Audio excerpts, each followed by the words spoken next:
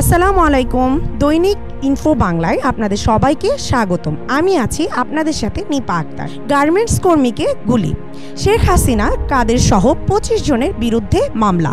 কোটা সংস্কার আন্দোলনের সময় রাজধানীর আদাবরে ছাত্র জনতার মিছিলে গার্মেন্টস কর্মী সোহেল রানাকে গুলি করে হত্যার অভিযোগে সাবেক প্রধানমন্ত্রী শেখ হাসিনা সহ 25 জনকে আসামি করে মামলা দায়ের করা হয়েছে। মঙ্গলবার 20 আগস্ট নিহত সোহেলের ভাই ইব্রাহিম ঢাকার অতিরিক্ত চিফ মেট্রোপলিটন ম্যাজিস্ট্রেট সুলতান সোহাগ উদ্দিনের আদালতে এ মামলার আবেদন করেন। জবানবন্দি গ্রহণ করে ঢাকার আদাবর থানা পুলিশকে মামলাটি এজাহার হিসেবে গ্রহণের আদেশ দেন।